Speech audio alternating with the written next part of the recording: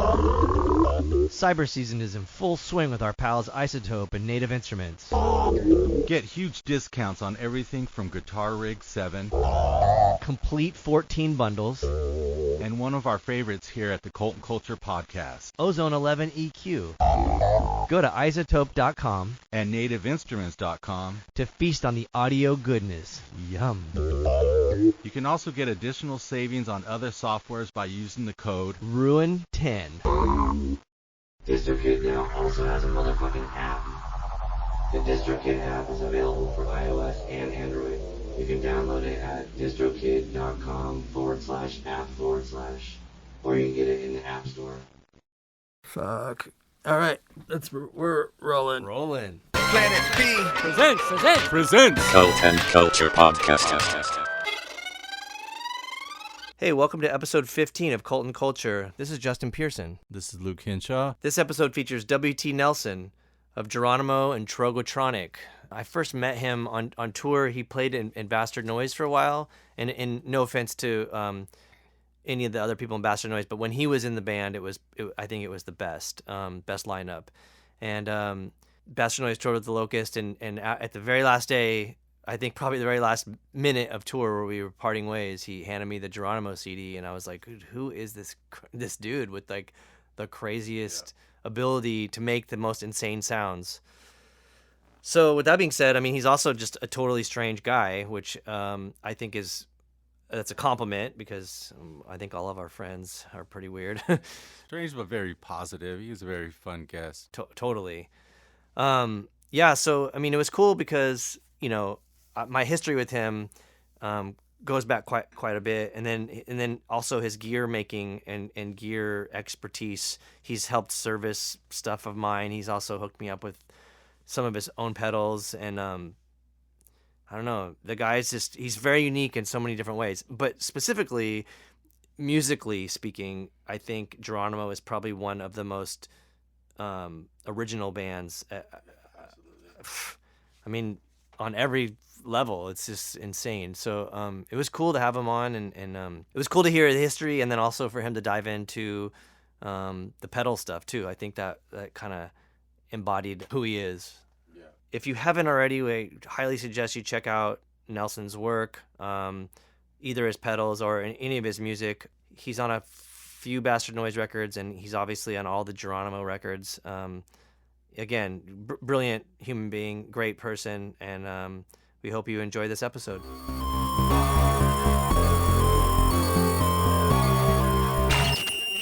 I want to start off, if you could just kind of go through some of your resume, because I think, I met you through Eric Wood and that era of Bastard Noise, and then Geronimo, but I know you were involved with Sleestack, but like what other stuff? Because you have like kind of a crazy resume of, I don't want to ask you like, were you in this band, and it'd be wrong. So I was playing I used to make tapes by myself, and actually since I was like a little kid, I'd make weird sound tapes, soundscapes and stuff, and then you would perform your own stuff. But I didn't know there was like a music that was like that. I didn't know people were doing that or whatever until I met Wood, actually. And he's like, there's these guys in your band, man, check this out, there's this guy Masami Akita, and it's like, whoa, that's really intense. Okay. But so I was making stuff like that, and then play music with friends. I just remembered this the other day. I had some buddies, they had this band called The Gels from Hell,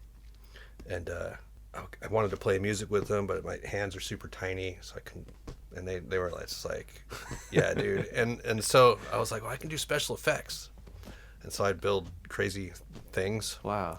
And just horrible things. Like I got the bass player, and I was like, oh, you can make a plaster bass, like with the bandages. Yeah. I put them on that dude. Because he could stand still long enough, and then I put some found like some crazy wig on it or dreadlocks or something, and then I had this like shop vac in lieu of a smoke machine, and there was this one gig, some party that they were playing, and you'd take the exhaust of the shop vac, and I stuffed it full of flour before the Jackass antiqued thing, it just seemed like the thing to do, not knowing really that A, it's super flammable, and B, everyone's just gonna get worked. And so like I don't know, it must have been like the big gels hit or something. I fired that thing up, which was probably louder than the band anyways. And just like the drummer was, I mean, almost fell over because he couldn't, he's and everyone was just like antique from one side, and they're like looking at me like, you jerk. So there was that. And then I started playing with that drummer, and we had this band called Carney A, the concept being that it wasn't Asada necessarily. It could be like Andromeda or like Alligator. Okay.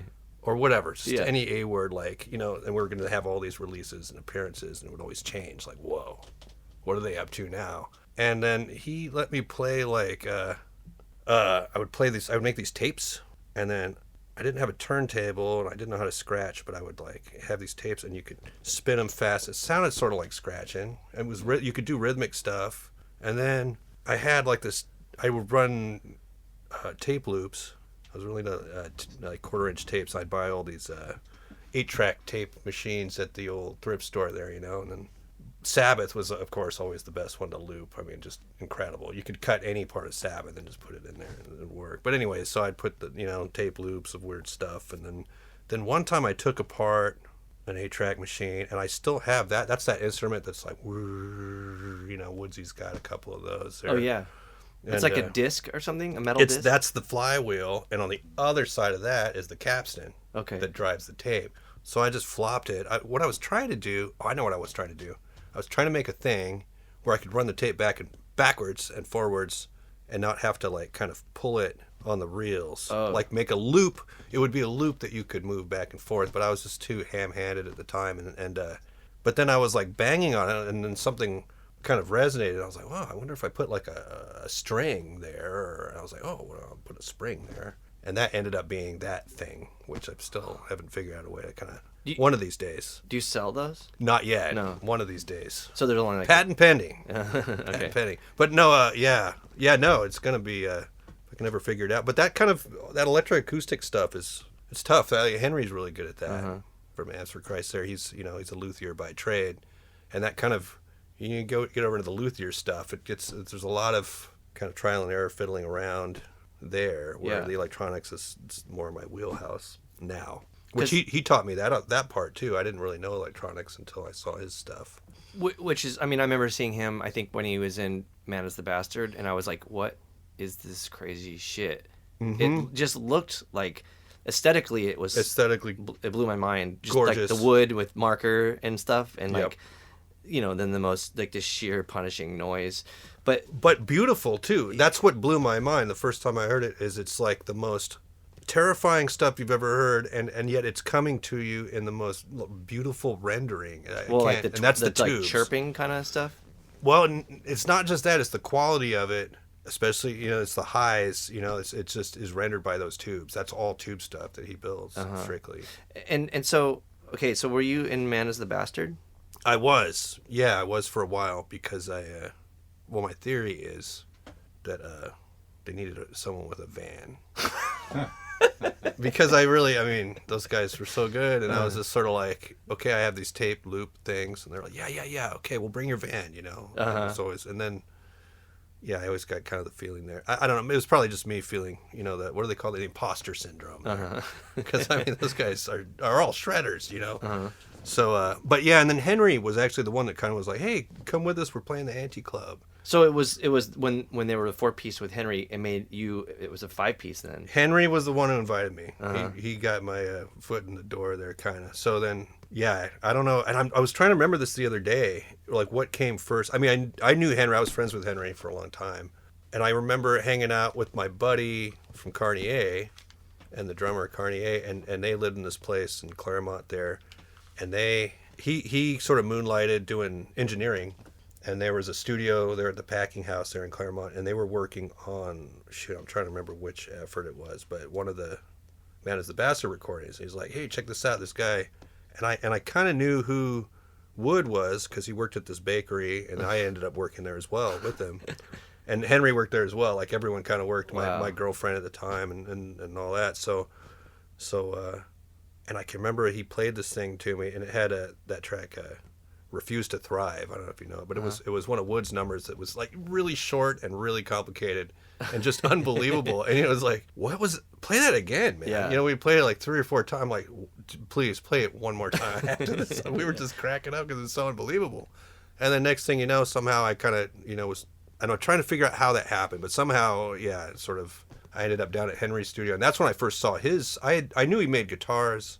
I knew maybe that I didn't really know he made amps, and then some of those amps kind of turned into those boxes as well, the preamps. Yeah, and I think he was like messing with amps, and then sort of stumbled upon like, wow, this sounds really crazy. Working on stuff for guitars, and wow, this sounds pretty good on its own. Let's just put some more knobs on here, and then. And I mean, that stuff to this day, I mean, bar none. I've seen that dude, like at festivals and stuff, just walk in. Henry or Henry, with those boxes and just lay waste. Yeah. I mean, nothing even comes close. It's true. Yeah. It's weird because I remember, I knew the trio of Band as a Bastard, like from earlier days when I was younger, like playing shows with them. But it was when they introduced Henry, and then that like patented kind of like chirping sound, and I was like, what the fuck is this? It seemed so I don't know, like, and I don't mean this in any disrespect to them, but it was like almost like not a musical thing. It's like, here we have this kind of song, like this sort of like rock, like this sick grooving bass lines, and then there's like a chirping like fucking alarm clock thing that just jacks up the whole track, and and it's kind of rad, but I was like, wow, what are they doing? Like, what are they? In my mind, I was at the point where it was like music was structured in rock terms, like there's the obvious instruments. I mean, if you had a synth, that's cool, but I was like, what is this thing that this noise is happening on top of the? It wasn't like written into the music. It was never. I feel like it was kind of like not the right time signature or so. Like I was just like, what is this? It seems random in a cool way. I know exactly what you're saying. Yeah, and I think there's a lot of bands that here and there where it's just it's almost gratuitous. Yeah. And I feel like, and part of the thing that fuels like what I'm doing is whether or not I've make it any better or not, but is that I think that I mean I make stuff for people who just hit play more or less and stuff, and the whole thing just kind of does its thing. Sure.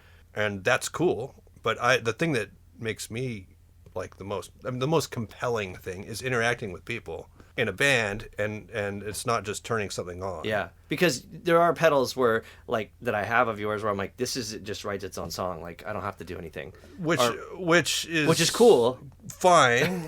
But I mean, that's sort of like showing up with, I mean, just canned music, sort of like, which is it's trickier. It's much harder to pull that off in a way. I mean, so I've seen, I was just thinking about this the other day. I saw Bjork one time, and for whatever reason, a lot of it was canned. I think there was people playing, but it just seemed most of the good stuff, they were like, let's make it sound like the record, and they played this stuff, and this is a long time ago, but you could tell it was just sort of like, they hit play on sort of some of these digi parts, and somehow they just locked in, and it was just like, I mean, it's cool at a bar, and you got the piano guy, and then he's got the drum machine. It's cool, but like that somehow came out flat. But then again, I seen Kraftwerk at the same venue, and I thought this is gonna suck, and they killed it. Yeah. And I couldn't tell you what was different. Now, I mean, was it analog versus what?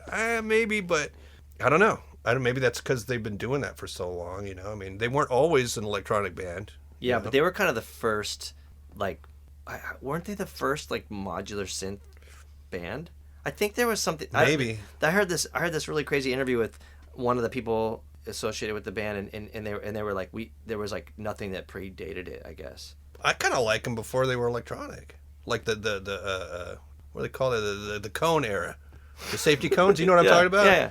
But it was still had like, no, it was more cannish. It was grooves, and they had flutes. One guy would be pumping up. I'm a big flute nut. Okay. So, I mean, full disclaimer, I do like the flutes. I do.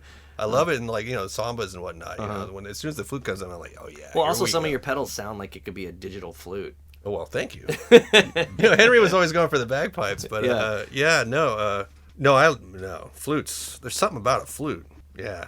But yeah, anyways, I don't know. I don't know what the difference was, so it's trickier. It's definitely trickier, especially if you're just hitting, or what was that guy, Kid 606, you remember that? Yeah. And it's just sort of laptop, and you better have a good light show. Yeah. Yeah. And then there's all that electronic stuff. Like you got your, I don't know, I don't really know this stuff, but like, you got your Dead Mouse and all this stuff. But I think they do have light shows. They do, and Dead like Mouse they got had a billboards in Vegas. These guys. Yeah, but he had like a cool helmet or whatever that he wore too.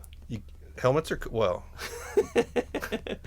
Who put the helmet on first? This is what I want to know. But yeah, no, I don't know. It's yeah, I think, or maybe they gotta have light shows, right? Yeah. Those big things. But you know what? Like when you went to see Kraftwerk compared to when you went to see Bjork, you went to see Kraftwerk because it was like this full band and you expected a thing. When you went to see Bjork, you know Bjork. You don't know like necessarily. I mean, I know she played with Brian Chippendale from Lightning Bolt at some point, but like you're not. That would be good. That would be a good show. He played something with her, but you know what I'm saying? Like if he was her drummer, then you'd have a different expectation. You'd go and you'd see a different kind of thing. Like especially if he was out in front.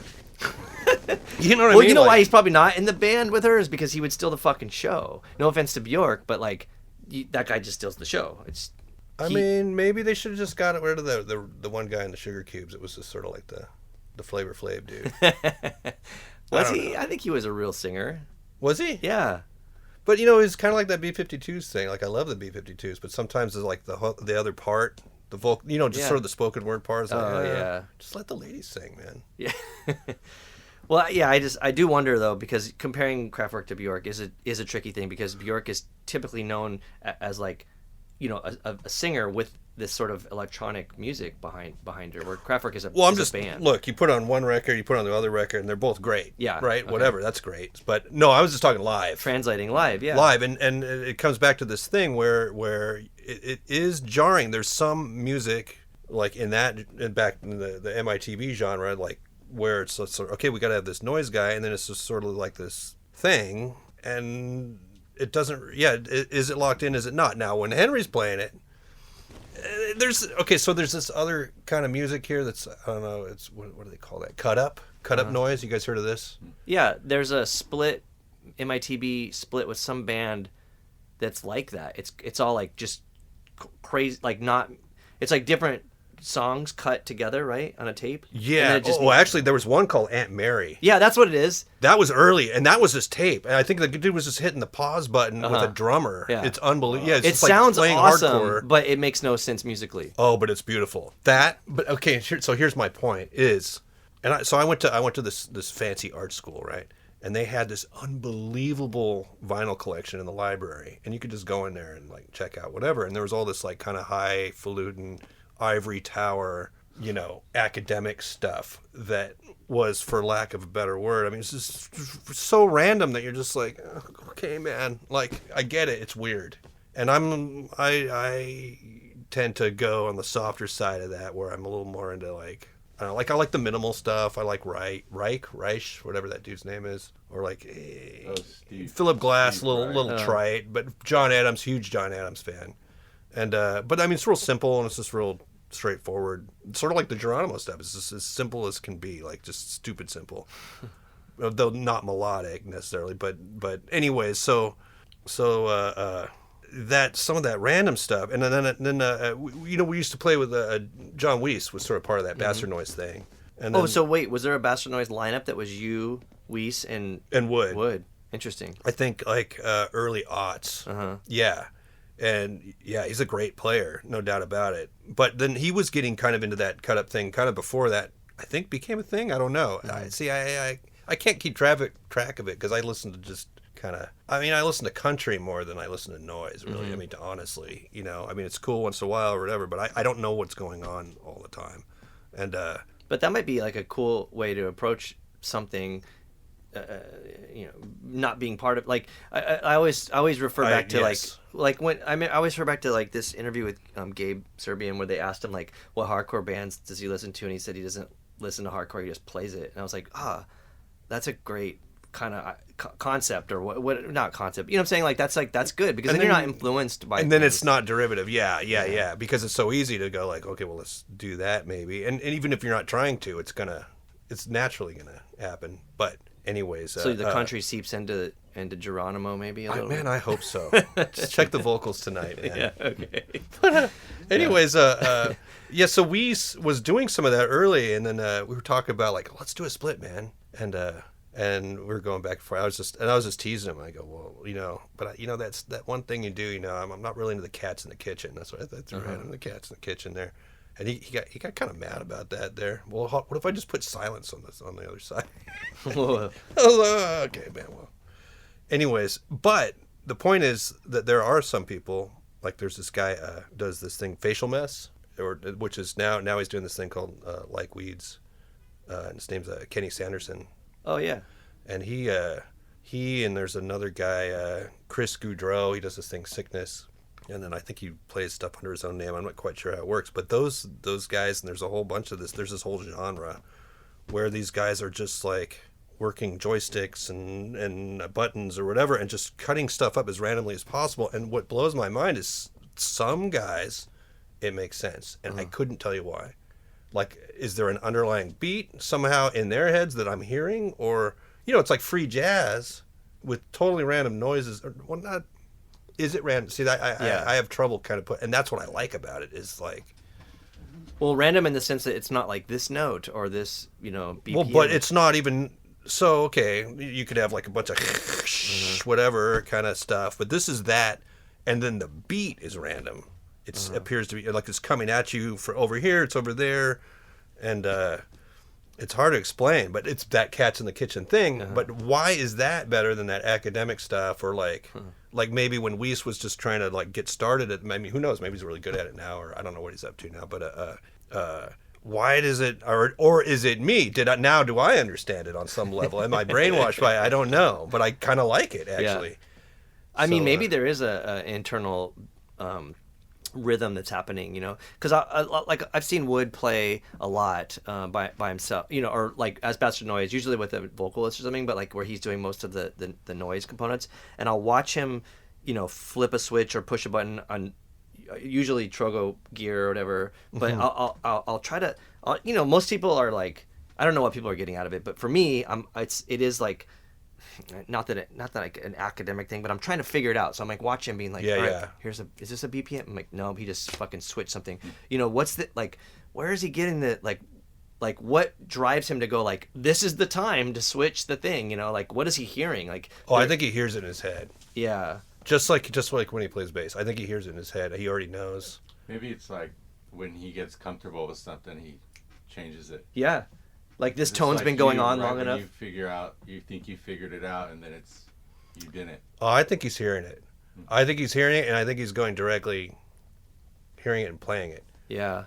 But like he brings this other thing to it because he played bass first, and so he's man. And same with Henry. And I think Henry has that same timing thing, where it seems random, but actually I wonder sometimes, like, does he? Okay, is there this other structure that's more complicated? So Henry coming from, like, I mean, you were in Amps for Christ too?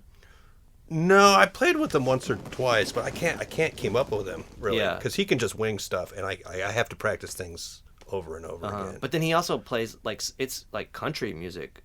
Some of some folky. What was he calling Musnick and.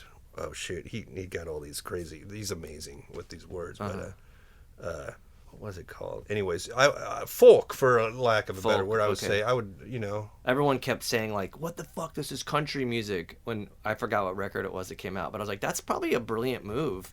And if it's his thing, like, good for him, like, But the critics were like, I think, like, taken back by that. Man, that same house where I heard that first Man Is a Bastard record, he lived downstairs. These guys lived upstairs, and he'd sing them to sleep sometimes, playing just like just beautiful stuff there on the front porch. Yeah. I mean, I think he's just interested in more than one thing, and then sometimes he puts them together, which is, try it. As Wood says, try it, because like he pulls it off, puts like the noise and the like folk together. Yeah. Yeah. And then sometimes, I mean, his vocals are unbelievable. Like I think it's probably underrated. I think people, kind of think about other stuff he's doing, but it's the whole package. I mean, he's got like a record or two that were like some of my favorite records of that year, bar none. And I know the guy. Like, it shouldn't. I don't know. You wouldn't think. It's weird. Thinking your friends have the best record. Kind of. I mean, I'm like, how did I even know this? It doesn't. Yeah, it doesn't. I feel like my friends make me like their record even more. Like they're my. Like Luke, I like his records so much more. I mean, I think I would like him if I didn't know him at all. But like, I'm like, oh my god, I really think his stuff's great.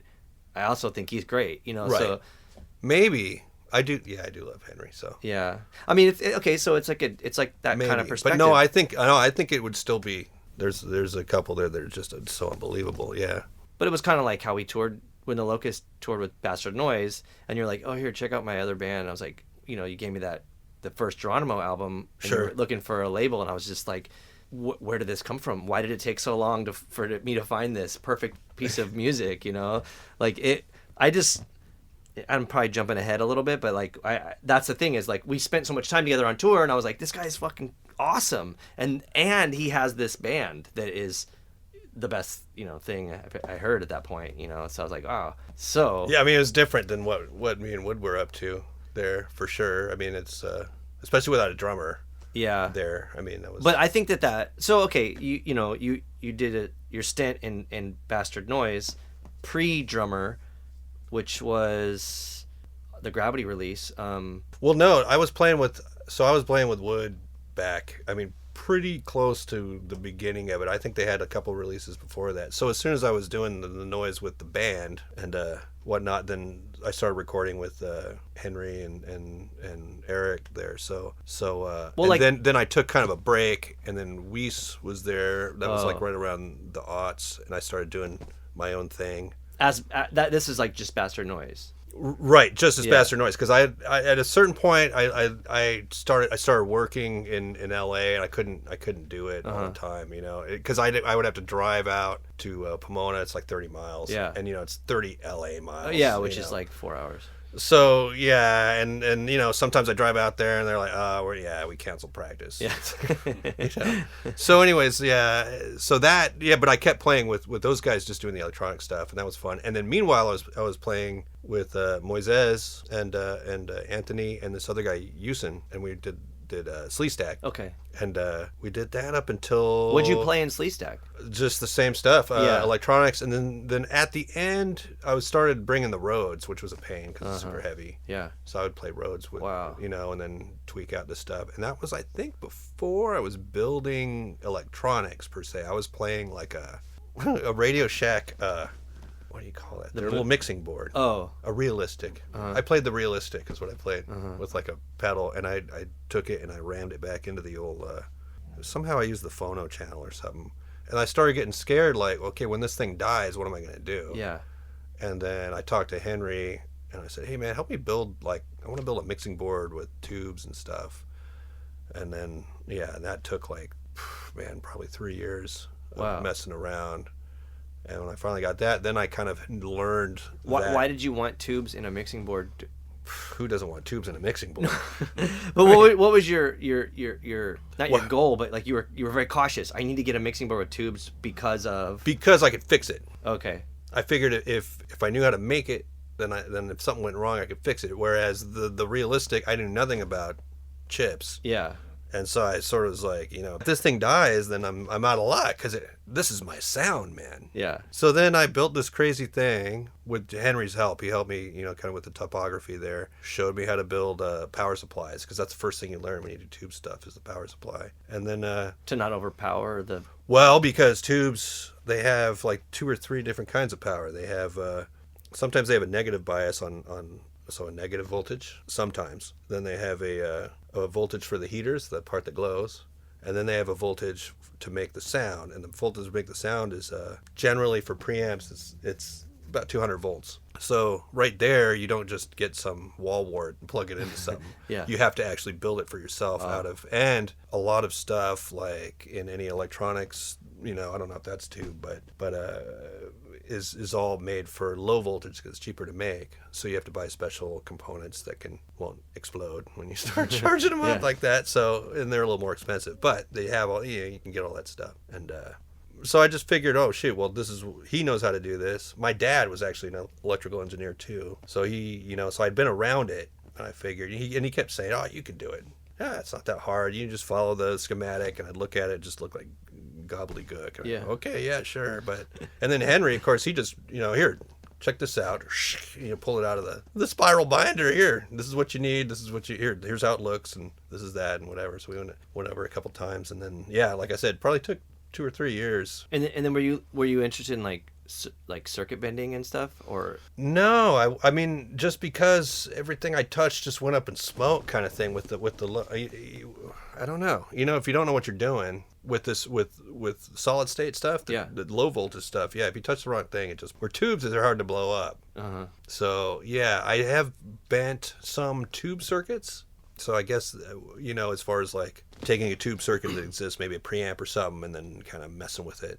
So I have done that. And we actually sell there's a Trogotronic, like the flagship model is this thing that's like an old piece of test equipment. And that thing's hacked. But it's got its own board now. It's a whole different thing. But it uses, really what it uses the power supply, which is hard to make because it's got these special components, and you get them, you get the core, and then you can use that. And that's one of the Trogotronic pieces that you sell? Or yeah, what that's is it called? The Valkyrie. Okay. Yeah, I mean, in a way, I guess it is circuit bent, but it's really now, it's got its own board. I got the thing, and there's a couple really kind of exotic items in there that they made for real. I mean, there's this one thing behind this big knob it's probably 6 inches long with these plates that kind of come in and out. It's a variable capacitor.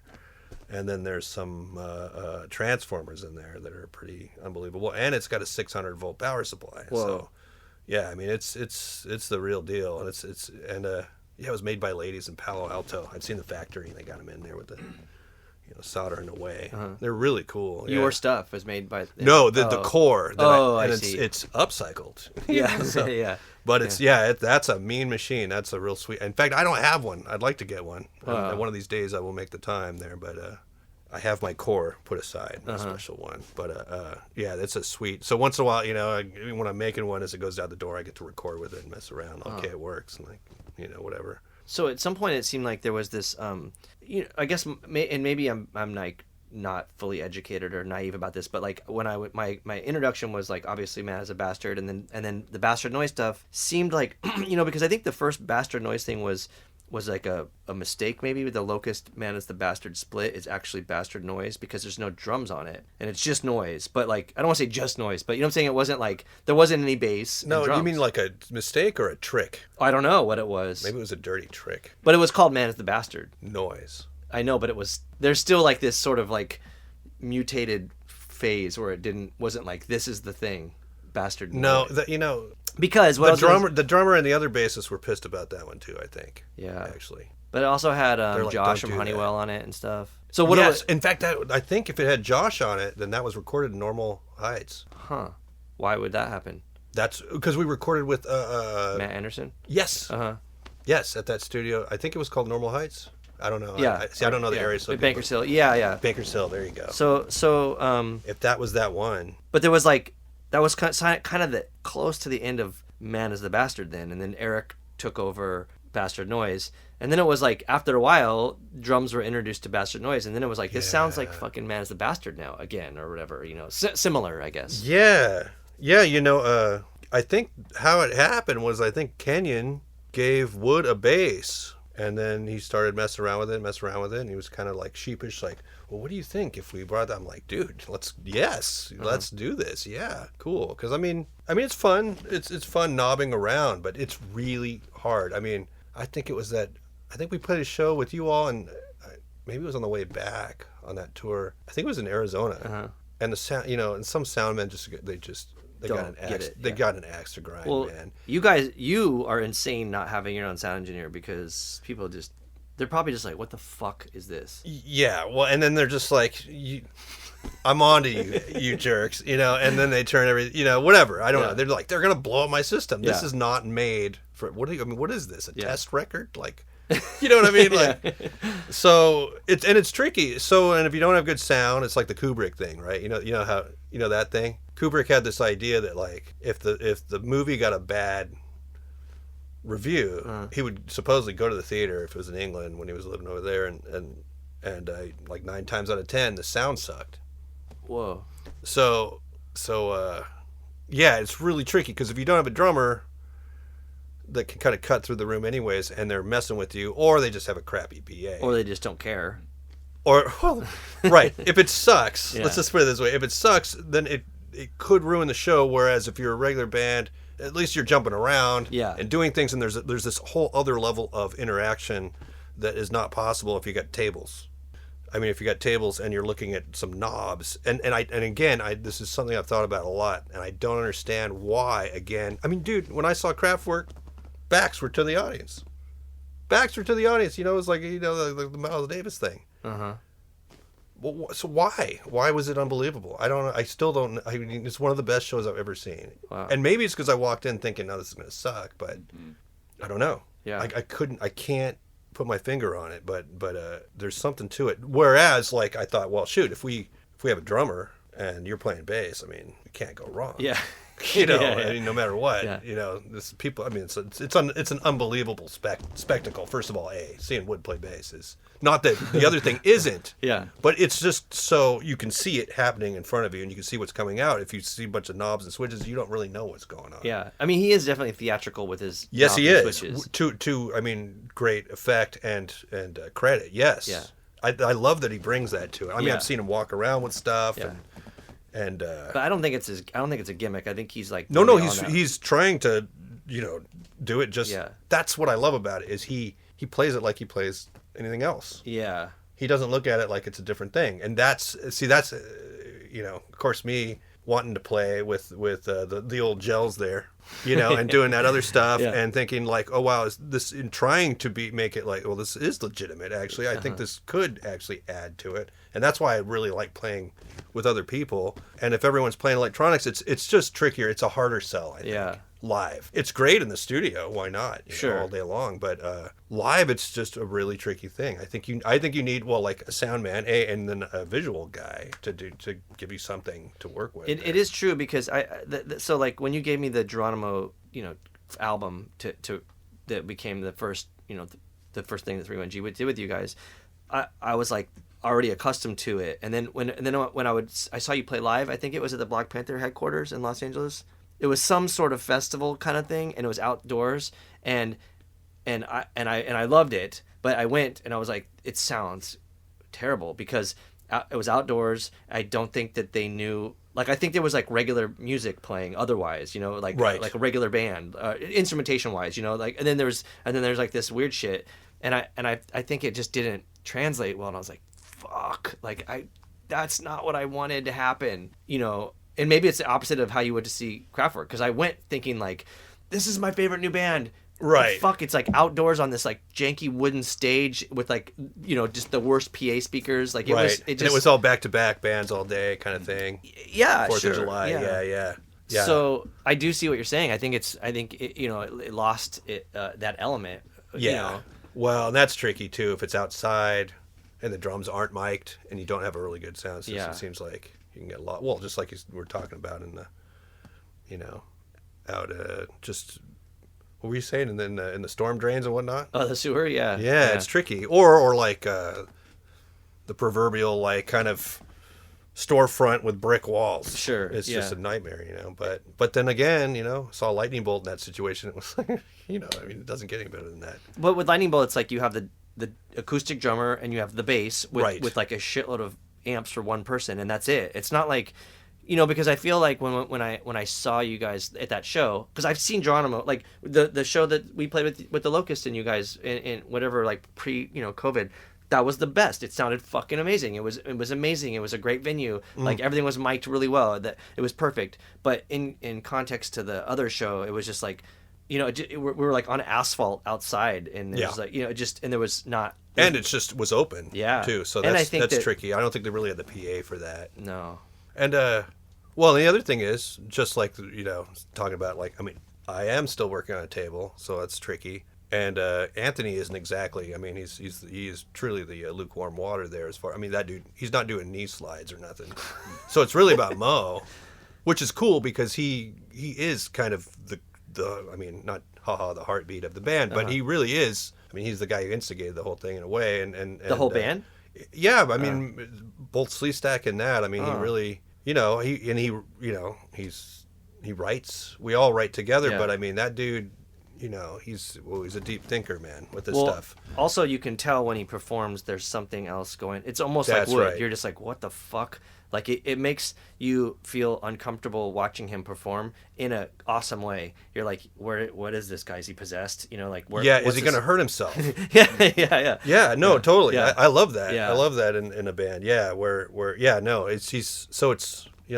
Especially when it does come to, and I'm not trying to downplay his beats, because I think what he comes up with rhythmically is awesome, but it is almost like this minimalist approach. Yeah. And you're like, and it's hard to fucking play that stuff. What fills in the blank spaces? Ask Sal. There's this, I know. Ask Sal, yeah, it's tough. Sal's a motherfucker. He's another, yeah. It's tough, but I mean, there's, and the funny thing is, at that time, Sal has all these killer fills and all this stuff. I was like, man, this guy's amazing. And then there's that one track that we did that starts that record.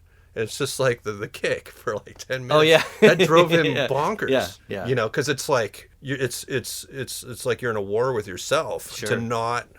Okay, where was I or something? I mean, I couldn't do that. But with the Geronimo stuff, that is crazy though, because it is the payoff is so great. It's like, yeah, I mean, Sal, or like even when I was in Some Girls with Sal, it's like we would just come out of the gates just blasting, Right. But if you can just fuck with people for 10 minutes of only simplistic kick and then deliver, like, then you're just like, oh my God, Right. that is so, that's like you win the lottery 5 times in a row, once or whatever. Part of the fun was originally we were going over to Japan, just me and Mo originally before Anthony joined, and then it was just me and some weird boxes, kind of Silver Apple style. Oh, cool. And like part of it was what was like, that called? Geronimo. Oh. Yep, and that was in probably 2004. And we were just kind of goofing off because Anthony was doing his PhD. He wasn't around, and so we were just like, well, let's just do this. And I knew some people over there. I wanted to go over there. I was courting Kiyomi, so I was like, oh, cool. We'll just do this whole thing. And the whole concept was like, because that whole Osaka sound is pretty. I mean, there's some challenging stuff going on over there. You mean harsh noise? No, I'm talking about bands and stuff where it's just like Zenigiva. Oh yeah, mega favorite there, and just all that whole, I mean, what was that band we were down here? Was it the Casbah, like Afri Rampo? Remember those guys? No, those gals. I never heard. Yeah, they were trippers. And it's just all this abstract stuff. Like let's mess with people, kind of thing. Yeah. So we're gonna have to really mess with people because they've seen this crap before. Yeah. So do you think that that's part of Geronimo's thing? Well, that was originally like, okay, so let's just play this stupid thing for 10 minutes and see if anyone cracks. Yeah. And and it's, I mean, there's certainly been shows where it's like, my kid could play this. Yeah. Which kills me every time. It's just like, yeah. But their kid probably couldn't though. They'd get bored or get, anxious. But that's, because it does. Yeah, no, I mean, it just hurts. Yeah. But it's funny too because that's a good. I mean, Sal should know better because we did that song "Death Face" and Some Girls where we, it's 10 minutes and it's one. No, it wasn't like he was against it. It just had trouble being chill. No, just try and do that kick for 10 minutes. Yeah, because he wanted to do more shit. Like, he couldn't. Well, maybe. What do you mean? Like he couldn't do it? Like he'd fuck up? Yeah, because you're like if it's like I'll hold your arm in the air for 5 minutes, and you're like, oh, this is no problem. But like 2 minutes in, you're like, oh. Yeah. It's one of the. It's just like you're fighting with your mind, though. That's more of a strength thing, I guess. But you know what I mean. Like hold your breath for 2 minutes. Yeah. And I don't know. I think it's just it seems simple. I didn't realize that. I had no idea that was the case until it was the case, and I thought, wow, that's interesting. So basically, what I'm saying is Mo he's a freak of nature. Especially because he played with Beck and stuff. I mean, he's obviously he's a diverse great yeah. So, he's a great player. Yeah, and I mean I forget some of the people he studied with there. He studied with some jazz guy. I forget which one. Yeah. I mean, just casually. I don't know how serious it was, but no, he's got rhythm. I mean, he's definitely got it. Yeah. And sometimes I'm looking at him doing it, and I just. Well, no offense to you guys, but when he plays,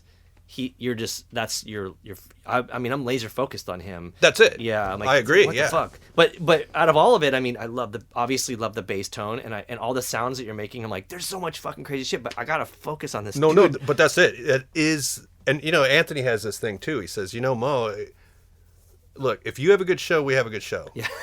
Yeah. If you screw up, yeah, it's totally true. Yeah, because if he has a bad show, then there's nothing we can do. Wow. Yeah. I know Anthony's got like the easiest job. He's just like, I don't know. It looks hard to me, but because I can't do none of that. Yeah. I feel like mine's easy, but I am good at screwing it up. Yeah. It's a funny thing, but just depends.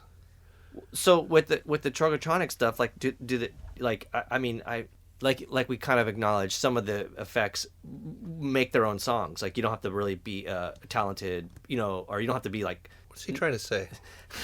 Well, okay, I've gotten say? some of your pedals, and I'm like, Yeah. fucking A, this. We even have what's the Rainbow Machine, the Earthquaker pedal. It's I like, only give you the crappy ones. it's like no, but I remember like getting shit from you and being like, man, I can't fucking play bass into this. I just have to. I have to Right. like put everything down and just hold it. And it sounds beautiful and awesome and fucked up, but I'm like, I need to play bass through this, and it's not. It just There's one right now that Frank Marshy's playing through. It's unbelievable, and I'm like, you're doing it with that, and it doesn't even have a stomp, huh. and it sounds that's my tone, and it sounds good. I'm like, okay, I gotta. So that's one of the things. I mean, I'm not saying like all of your shit's like that, but I mean, there are some pedals where you're like, this is gonna write that song, like it's already on that level. So my thing with the whole thing is, and it's being such a layman at it is, so we did that record with Michael Rose on the record that you put out, Yeah, right? the first one. The first one, and at that time. I had worked with them with Eric on the Bastard Noise stuff, and So okay, those kind of were really close to each other as far as when they were recorded, right? they're overlapped. Rogue yeah. Astronaut, right? Oh, they overlapped.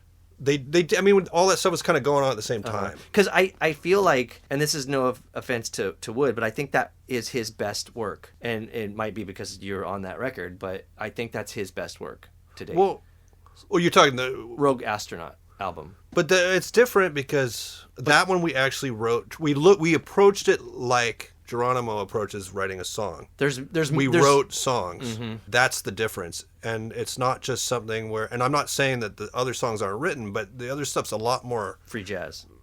No, I would say some of it's almost like it's well.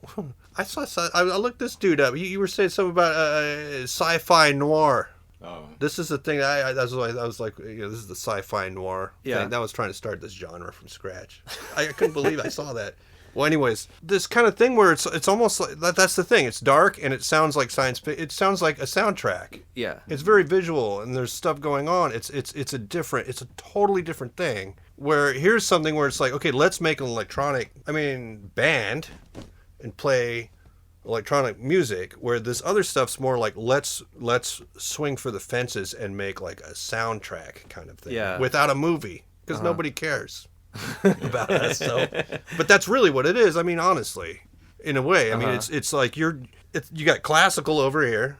And then you got like rock over here. It's two different things completely. So I mean, when you're writing that, it's a different thing. You're not trying to get like a hook. And you're writing this, I mean, I don't know, not that I'm great at hooks or anything, but you know what I mean. Like, but there is like crazy weird melodic hooks in your gear that you have, like this tones, pitching. But it's how you play it, is what I'm saying. Yeah, that's what I'm saying. So that record was the only time we really tried to do that. So on that record, there's no drums, but a lot of the stuff sequenced through your gear. But there is, there's electronic drums. There was like like a pad or something, right? No, what do you call that thing? It was a synthesizer. It was Yeah, you have that on your table, right? Yeah, and I would play bass through that when we were playing with Connell. Oh. And that lineup. Whoa. That was kind of the bass backing up Wood, because Wood sounds basically guitar. Yeah. It's very bright. Yeah. And he's noodling. And so there's bass under there. It's mixed way back, but that's kind of back pushing, kind of backing it up, which I'm really bad at. That was a real push. To kind of, man, that's not my wheelhouse. But that thing has drums built into it. What was that thing called? Alesis. The Alesis Ion. So all that stuff's built around that. We would have these sequences, whatever, like kind of canned stuff there. And there you get back to the canned thing. That's why it's tricky, because you're kind of like letting that part go and you're playing along with it and he's singing along with it. Yeah. So there's beats. But aside from the canned stuff though, so like in Geronimo, the drums have triggers, right, that are running through your gear. That's true. Yeah. Yeah. Then it's totally not canned. Yes, but he's playing it. I mean, I can tweak it. Yeah, but that's not canned. No, it's not, Yeah. and it's beautiful. He calls it dub. Turn on the dub them drums right Yeah, there. yeah, Yeah, okay, that sounds yeah. cool. Yeah, Yeah. man. Yeah. So yeah, and it sounds amazing. I wish that part. I love that. people that made dub were hip to that shit. Like make it sound like Me too. from another planet. Like Yeah. dub from another planet would be so much better than And dub then- from Jamaica or whatever. I don't know. Yeah, or like what's that band? Clipping, Yeah. and then what's that other one? Death Grips. Yeah. They kind of like venture into that zone a little bit there. Well, I mean, Death Grips with Zach Hill is just another level of. I mean, that guy's just soloing nonstop on drums. Oh, see, I've never seen him. Live, it's different than the. I'd than love the to see record. him. Oh, yeah. I mean, I would love to. We need to get Zach on one of these podcasts because I would love to pick his brain because I'm pretty sure he helps produce that music, but live he just fucking shreds beyond belief On drums. on drums. Oh man, I want to see it so bad. That's wow. I mean, he's one of my favorites. Have you ever seen him perform? He was in Hella. And, Oh no kidding! he I actually- did not know that. Yeah. But there's this, if you ever get a chance, he did a Vans commercial that is probably the best, capitalist endeavor I've ever seen, where like, he's like, the commercial, he's like cruising up these cliffs and he's barefoot or whatever. And he like cuts his foot or something. And then he reaches in his car and grabs one slip-on Van and puts it on, and then fucking starts ripping on this drum set that's on the cliff, overlooking this ocean, and it's like the most beautiful, coolest fucking thing I've ever seen. Whoa. It's the best commercial. It like makes me think like, Yeah, okay, who wrote that one? That's a good one. Yeah, there. yeah. Huh. Anyhow, yeah. So, Wow. Now I want to see him even more. but Jeez. I love that like differentiation between like the canned and non-canned. It's No, certainly, and that was a part of that, right? Okay, so back to where I was going with that is, so both those are kind of going at the same time. I think Geronimo was first, and then I think we did Rogue. And, but you just sat on that Geronimo record for a minute. well, just so who's going to put it out? No one's stupid enough to put that thing out. So, anyways, That was literally the last thing of that whole tour. You were like, "Oh, hey, by the way, you want to check this out?" And like, you gave me the CD, and I just remember thinking like, "This is probably gonna be really fucking good," because I think you had just released that Bastard Noise record on Gravity, and I was like, "This is the fucking." oh, coolest isn't that shit. funny? Right, and that was just like It was after the Phoenix show. You were just like, "Here, check this out," and I was like, "Okay." And I remember getting home, still on a CD, so I didn't listen to it till 7 hours later until we got home, and I was like, "Oh shit." Like, I need to get that guy on the horn because this is it. I met Brian Eno once. I gave one to him. He never called me. But you know what though? I maybe he didn't listen to it, but I feel like if Brian Eno did, He would know who's the boss. He would know. But anyways, okay. So back to that. So when we were doing that, there was a bunch of stuff, and it was really clear, and it was mostly, the funny thing is, it was mostly me and Anthony working with Michael, and we would sit on this church pew he had, and he had cats too, and he's like, "I'll vacuum up." I'm deathly allergic to the cats, but I would recovery for like 3 weeks. I'd be coughing. Anyways, we sat there and watched him and just had this interaction, and he was like this other member of the band, and so we really tuned up that, so that with him producing it basically, and figured out how to do that. And then what happened was I was like, how can I play this now? Because we had recorded it, we had done it, but there was things that he added to it and things that he could do that I hadn't ever thought of, that all between him and Anthony and me all bouncing it off each other. he was canning it. It wasn't that. It was just some of the edits and things where like things were more. It was just more cohesive in some places, and more. That guy's the king of the crescendo. Yeah. Right. That drops you into just whatever.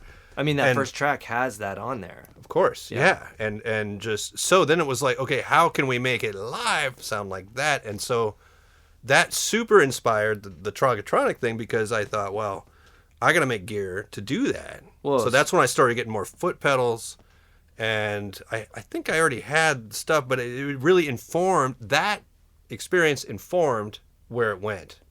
And all this time I've been fighting to really like explore interfaces for lack of a better word, beyond just knobs, so knobs and buttons, and then the way that the buttons work, and then things that can trigger buttons and all this other stuff. So there's there's the rack mount stuff for the patch cord bunch, and there's power stuff for them, and then there's cases, and then there's other stuff. But the core to me is, which really, whatever, some people could care less, is this other stuff where I could get these great sounds out of it, but the interface, and I'm just starting now. I've been doing this for pretty much better part of 20 years now, just starting to hit it right now where it's actually starting to work the way I always imagined it could work.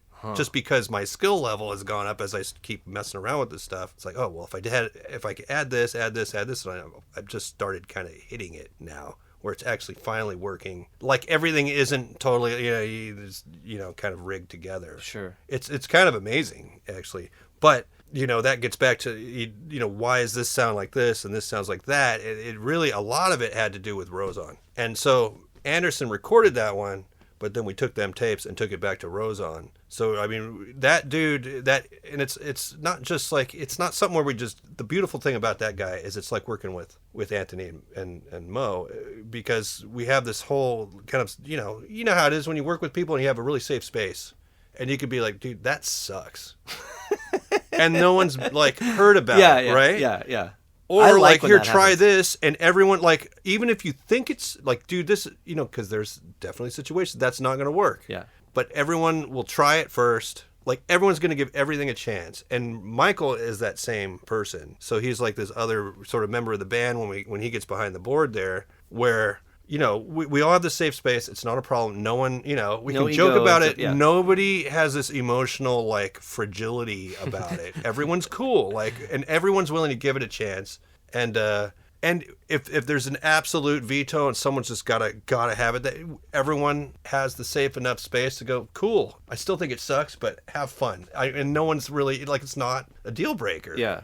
And that guy really is kind of has definitely, made that the way it is. Not just the way that those records sound, but also the way that my electronics actually are. I mean, it's really informed by that guy, definitely, and what he's brought to it. So, yeah, it's amazing guy. You need to, you ever get a chance, I highly work with that recommend guy. it. Yeah. He's just so easygoing, and so that's what is that worth?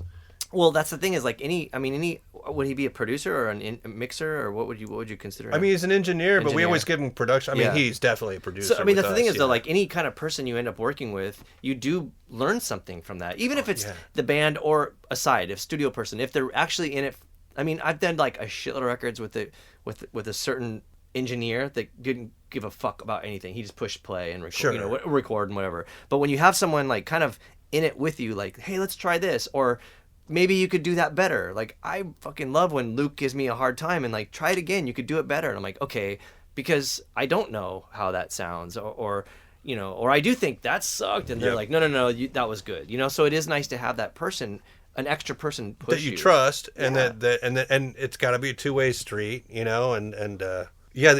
Michael one time famously he there was some band in there and they were like, no, it can't be this way, and they were just like, just sandbagging him, and they were like a day in, and he's like, here, look, here's the tapes, here's $100, just like, are we cool? Yeah. Like, just go away. Please, I'm sorry, it sounds great, but wow, because so he's definitely, his heart's in everything there, which you would hope everybody's heart is in it, but sometimes but then some people, I mean, dude, it's hard to make a living doing that now. Yeah. So, those that are, certainly they take on stuff that they just, had no feeling for. Mm-hmm. And, which is, it's kind of a shame. Yeah. I guess. But, I get it, I guess. But I'm awful lucky. No doubt about it. Huh. And what I get to do, so. And then what about like the aesthetic of all your stuff? Because it's always like red and silver and black, and there is a visual component to what you do. So I went to the fancy art school and I studied graphic design. Okay. Which is funny because all these when I finally learned how to make the circuit boards, it's a print process. So like the stuff that Matt Anderson's doing down there, right? Because he's a printer, isn't he? Not anymore, but yeah. But so he knows that. So it's all the same. Yeah. It's you have different plates and so that it's funny how that ported into that. So yeah, I definitely I have the thing that I'm up to. I used to work in magazines and so I just it's just sort of something I got going on. And then in the red, they ran out of black paint one time. It was always black, of course. And then when the guy goes, well. You did like black on black, even like matte and like gloss black. Oh, you're talking about the record covers, or you talking about no. Some of those pedals were like black on black, or like I don't know. Or you gave me one or just like the raw silk, like metal ones, like it just. Yes, well, those at that time I wasn't doing circuit boards. I was doing everything point to point, just soldering stuff together on like little maybe like Radio Shack kind of prototype boards, which was incredibly labor intensive. And then I had this friend. Bless her heart, she had this trophies shop in Long Beach, and I could ride my bicycle over there. And it was what do they call that? An engraver. Engrave the logo there on this really weird machine. And then pretty soon I got good at the machine, so I'd come in and help her with stuff, and we would just trade. Like I would troubleshoot for her or whatever. So that was the first thing, because I just buy those little, the pedal boxes and just do that. Now I use them the PCB guys, because it's like they pull silk screens and you got all these layers. So you got the solder mask layer, that's a color, and then you got this other silk screen legend layer, and you could probably do more stuff. Then you got a copper layer, and then some of it you could put solder on. There's a lot of layers, and since it's so competitive. It's priced. It's incredible, kind of. That's what's really opened it up. I think that's what's launched a lot of pedal companies there, is that now, it used to be something so brutal that the labor was cheaper to fix a board and just keep the boards back in the day. Oh, yeah. When it was all done by hand with like Ruby Lith and stuff like that. And now they've really, it's just a bunch of computer gobbledygook there. To make the board to sound a certain way. Like, this is schematic. Sound or look. See, that's the thing is since it's a printing process, you could make art out of them, really. Wow. Which is kind of neat, because like trying to get someone to silk screen something on a shirt, they're going to charge you an arm and a leg. You take it to a board shop, and they're like, yeah, silk screen's included. Yeah. What do you want on that layer? Yeah, it's a funny thing. It's just the matter of like porting that to their weird computer language. Yeah. That's what I was talking about with that one pedal thing. I was trying to figure out, like, okay, can we get a different... Because sometimes it's like, why isn't it working? I don't know. Where if it was an Adobe product, it would be simple. Oh, like desktop publishing is, in other words, like making print graphics for magazines. There's a company, Adobe, and they make all this different stuff, right? And it just works because that's all they do. But this other stuff wasn't ever designed to put like a logo on it. It's just supposed to be like, R1, R2 for which resistor it is and all that. So yeah, there's a bit of circuit bending the circuit board there, I guess, if you will. But there are some builders out there that do stuff. I think I can't remember their names there, but some of it's just gorgeous. Gorgeous, yeah. But so your operation's pretty one person for the most part? I guess, now that can people? No one can be 1099 in this scene. I think, it is pretty much one person. I'm just juggling. Well, I don't think the tax guys. Oh, you never know. They got abacuses. They have. It's not the IRS. Okay, but if someone buys a pedal, you're the one that made it. Oh yeah, and if someone has a problem, I'm the guy who picks up the phone or calls them back, since the phone doesn't really work. Or if you have like some bullshit like the Schumann PLL, I'm like, hey, can you fix this again? Then I'm poke around in there. I still don't know how I fixed that thing, but if you even look at it wrong, the thing's gonna break. Well, that thing was completely handmade, though. Yeah, I know. That was like that stuff I was doing originally. Did you meet the guy? I did. I bought it from him. Wow. And it was one of the weirdest experiences I've ever had with, I guess, a musician. It was just the strangest shit. I had no idea, and now that I know a lot about him and the sort of like what is it, like this like the legend that he has become, now I'm like, oh yeah, it does all make sense that that was him. And then when you tell me how it was like covered in glue and all this crazy shit inside, which is the Dumble. You know about Dumble? No. So there's this guy Dumble, and he makes these guitar amps that are basically, I think, a glorified Fender or something. I don't know. But I had a friend, and her dad was like, he was a professional musician, and he he had this thing, and I guess like this, I don't really know this guy's music, but John Mayer, I guess, is some mega star. He uses them. You see people out of Nashville, but they're like nearly $100,000. Whoa. And supposedly you go in and he will tune it to you, and he still is the only guy making them. Like, he's very protective of it, and he was the guy, I think, originally. And Henry's really, like, he knows all about it.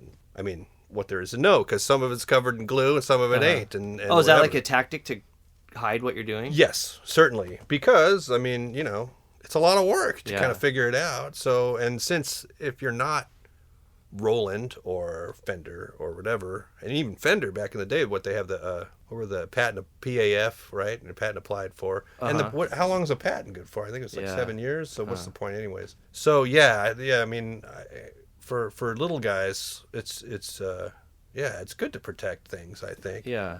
But I wonder if like Schumann was trying to protect something, because you know, certainly. I think I think he might have just been like totally crazy. And if no, like Fox. Well, okay, like I understand you, and you have this like graphic design element, and you have like a very meticulous kind of way. When I met him, there was just like shit everywhere. Yeah. He was kind of just like, that's my office too. Yeah. He was kind of just like, here, check this out, and like, you know, and like never, like he kind of like dove into his spiel. And I was lost instantly. It's like when you go to learn a new language, and if you don't know how to conjugate a verb, you're in, you know, next thing you know, like week 6, you're like, I'm completely lost. Yeah, but know? he was just trying to relate. I guess Henry used to do that to me, because he'd throw this, and it took me a long time. It probably took me 10 years, and then building that first thing to where I could figure out what he was talking about. Now we can carry on a conversation, and I would just be polite originally and just kind of go like, okay, wow. Yeah.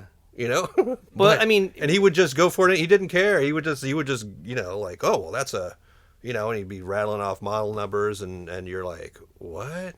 It was amazing, kind of between him, and then Wood would do the same thing with bands, you know. So you had these two guys kind of coming at you. Wood it's just talks like, to me. I'm like, where are we going? Like, what is this? I'm already lost. It's just deep. Just the deep knowledge with those two, you know, and they love it so much they want to talk about it. I know.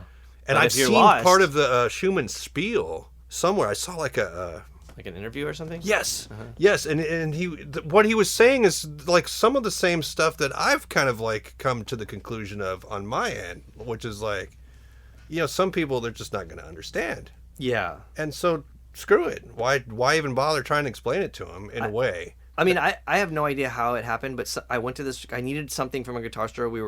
The Locust was on tour, and I had to buy like something. I don't know, something simple, like like strings, or I don't fucking remember. But I don't know how this happened. But the guy at the store was like, "Oh, you should check out this thing that this dude's building." And so he was like, "Oh, here he is in Brooklyn." Yeah, and he brought me in the back. He sat down. He played guitar. He was like, "Here, try it out." And I was like, "What the fuck? This is so crazy." And I was playing it through a guitar. And I remember at the time it was $500, and that's a lot of money then, and it still is a lot now. But I was like, this is some crazy. But it was one of those things. I was like, this is gonna write the song. Like this is, I don't have to, like this. Oh, is that incredible. thing sounded good, and it's pretty intuitive. It seemed like when you played through it, it just did what you thought it.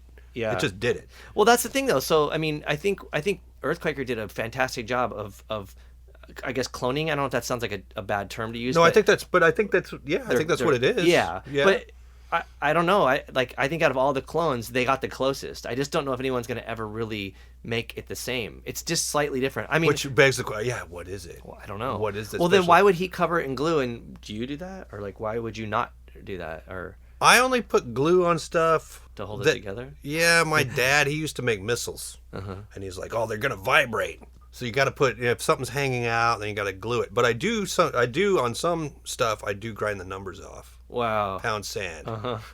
And because of that whole, I mean, the other thing is I got this whole deal where like there are people out there. Early on when I started building this stuff, there's one guy who came at me with like this thing like, you say it's all tube, but there's diodes in there. Now diodes are a semiconductor of sorts, and the diodes. This thing had a meter on it. Remember that thing I built? And it had a meter on it. Yeah. Then one of them had a window, but that's where the meter went, right? And I was like, but those aren't even in the circuit. And this guy's like writing this stuff about me. I thought that, like, God, what a cheeser. And then was the meter? So after that, I thought, you know, this guy thinks he knows what he's talking about. He has no idea. And sometimes that happens. You know, you go to buy something, you read up on it, you read all this stuff, and you think you understand it. Yeah. But all you know is all the buzzwords that the marketing guys threw at you. And so you try to educate people here and there and whatever, and I just try to be a straight shooter with stuff. I figure, hey, Well, was that meter? Otherwise- Was that meter an actual component that made it sound a certain way? nope. It was an aesthetic, No, it was a piece of test equipment. but the meter So itself. the meter was it was not made to make sound. Yeah. It was made to make sound, but the meter I think showed you how much You told the me amplitude. You told me it has nothing to do with the audio output, Yeah.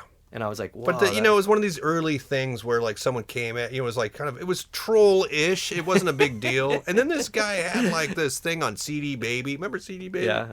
I was like, oh, here he is. The CD sucks. Yeah. Oh yeah. And then he shut off the comments there, and I was like, okay, well, tit for tat. So Yeah. I just was like kind of like, and some people, boy, they will insist, and it really. Have you heard about this thing, the Dunning-Kruger effect? Are you guys up to this? I don't know. So they did this experiment. These psychologists or something, and they had a whole bunch of people. They do these things at colleges, like that. That's how they messed up some say that's how they messed up the Unabomber, right? But they do this stuff at a college, and they had some test, and they asked people after the test, how do you think you did? Now, some people said I aced it, and other people were like, I don't know, I don't think I did so good. And then they ran kind of how they did on the test and juxtaposed that with what they said. And it turned out, and this is the thing, that the people who thought they didn't do good aced it. And the people who thought they did the greatest, now you know this, they ate it, man. Yeah. It didn't work. So this is this thing where it's the whole know-it-all thing where you got these people who have more moxie than sense, and they just they'll tell you stuff that they don't even know what they're talking about. Well, and It's the like fact, they're arguing with the drunk or something, but there's also the fact that they took the time to go talk a bunch of shit. Like, who really gives a fuck about that guy's opinion? In the I real was world, deeply hurt. Of course, but I didn't come out for weeks. really, Or only no, I don't know. I was pissed. I Yeah. was like, dude, why? First of all, why?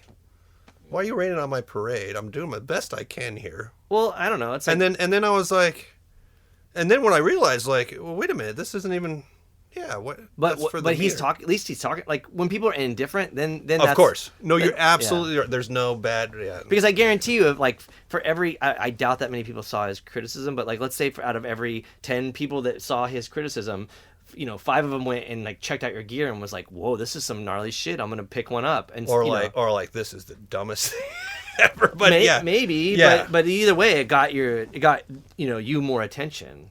No, and that's totally true to a certain point. I think unless I mean, there's definitely some stuff that is somewhat unforgivable these days, and all that. But I mean, it's getting worse with social media. Everyone's a critic. well, and of course that stuff's all tuned for. It's just like the 11 o'clock news. It was always the same stuff. It's just that it's us, Yeah. and we're the 11 o'clock news. So it's like everything is tuned to be sensational. Yeah. I mean, as far as like they say the algorithms, right? The Yeah. stuff that you're going to notice is the stuff that's going to like evoke emotion. Oh yeah. And That gets people juiced up. yeah, which I can't even do that. I can't. A, the time, and B, just you can feel it. You can feel it juicing you, really, one way or the other. And my problem with it is I've like like once or twice, like just ribbing somebody or whatever, and then they don't know where you're coming from. They think, well, geez, that was kind of intense, or whatever. So I just I can't even. I rarely. I always want to have a fake profile to just kind of level with people and not seem like it's me getting bent out of shape. Like, Sure. That would be ideal. It's a funny thing. It's just a funny moment, with this stuff. Sure. And you're in like a very obscure realm of art that people are probably always going to have some fucking opinion on, I don't think anyone cares. Yeah, I think there's people who are into it and people who aren't, and there's other people who buy the other stuff that's strictly a commodity. Well, speaking of like, let's say Geronimo, like from a music, like a label's perspective. Granted, we're not a big label, and the world doesn't get to hear it, or doesn't. Sure. But the people that hear it fucking love it or completely do not understand it and think it's probably shitty. But that's great. Instead of someone being like, yeah, whatever. Well, we're the Steely Dan of the I don't know. of the. I would rather not be like a part of a background, you know, just like, yeah, whatever song, you know, like at least you can. Because isn't Steely Dan like that kind of? I don't know. Do you like Steely Dan? I don't know if I do. So you hate Steely Dan. Do you like Steely Dan? I do. I mean, whatever. Okay, let me ask you this. Do you love Steely Dan? You kind of do, don't you? I love a few. Yeah, You kind of do. I love a lot of their moments. Their See, albums. I think Steely Dan is one of the, they're just a very polarizing band. Well, okay. What about your the songs that you do like of Steely Dan? Do you think that there's a possibility that could be nostalgia, like the time that you? Or is grew it up? just Michael McDonald's vocals? Yeah. I mean, his voice is. Oh, come on. Yeah.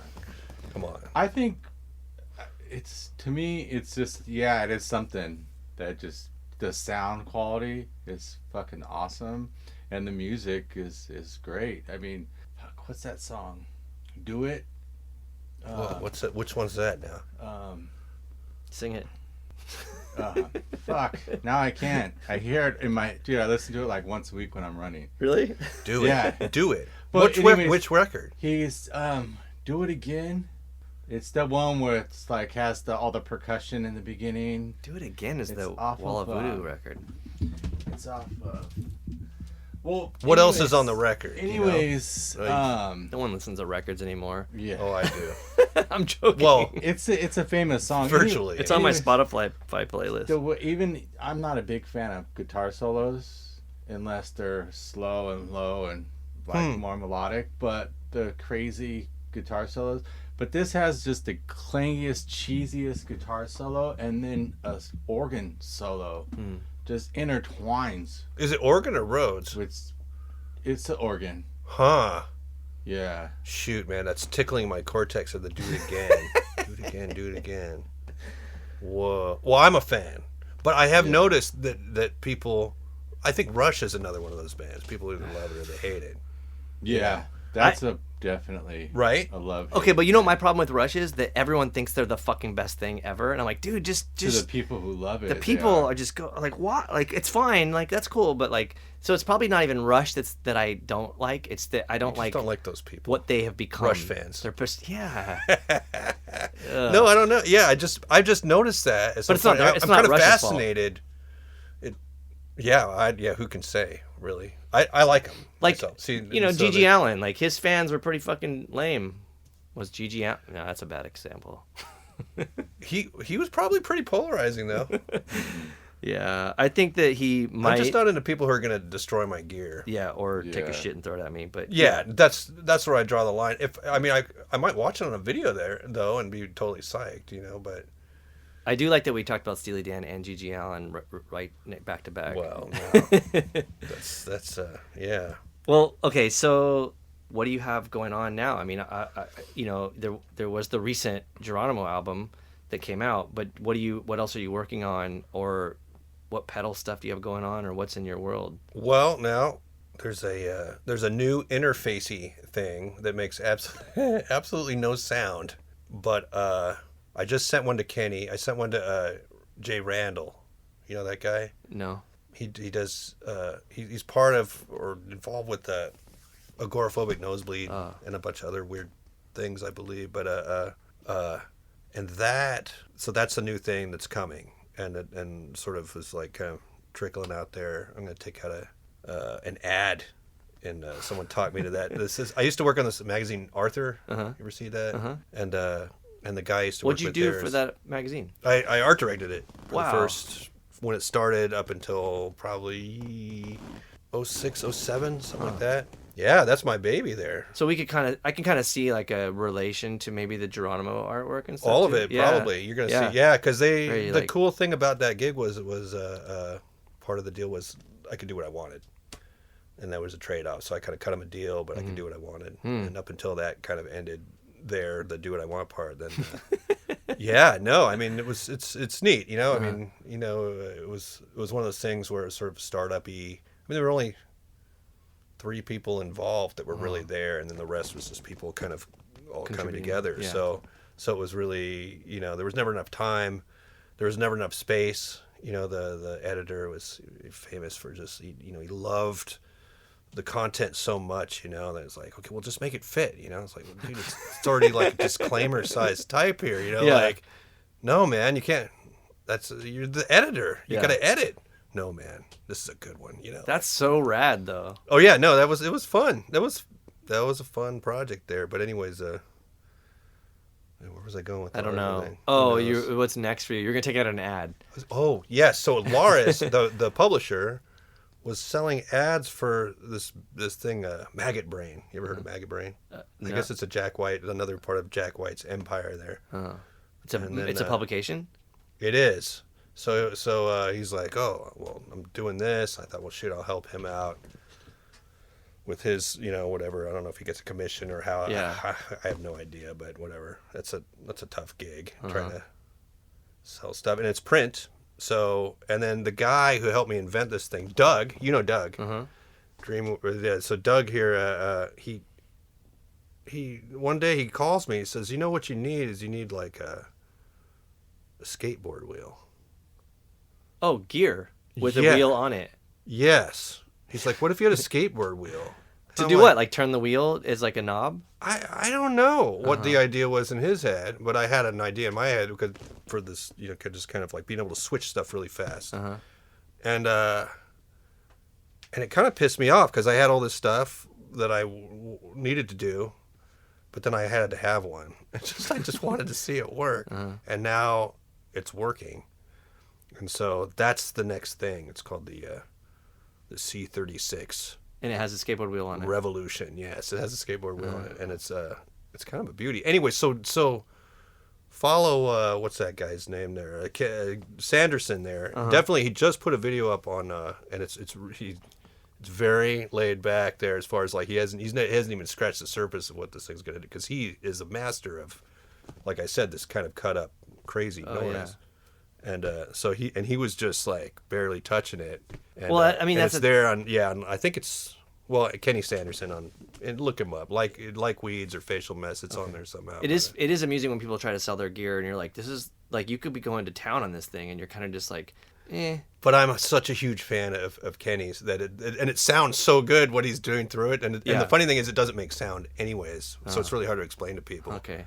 It's like, remember that joystick thing I had? Yeah. Which was awesome. So I made that, and then I offered it, and no one bought it for all these years. And now all these other people like kind of ripped off that idea because it's easy to make. I mean, it's labor intensive, but so this is kind of the next stage of that. And then we're talking about going back in the studio, Geronimo, and there's another record kind of I think ready to go too. So we're talking about maybe over the winter there. So we'll see if that happens. It depends on everybody's schedule. Yeah.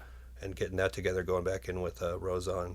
And then I'm doing this other thing called TTT, which is kind of like the Carney A idea. So we changed the T's to other stuff with this guy, Enrique, that lives in, I think, Madrid. And then I'm doing some other stuff. There's some guy down here called, have you guys heard of this guy, Janky Funeral? No, it's a good name, though. I know. I like the name so much. I just wrote to him and I said, if you don't do this split with me, there's going to be a fatwa upon all of your pets. And he was like, yeah, I'll do it, man. So that, and other than that, just nose of the grindstone, just kind of, just working. Yeah. Trying to get more stuff out, more time for R&D there. So one step at a time. Yeah. All right, dude. Well, thank you. Yeah, thank you. Thanks for having. Yeah, that was cool.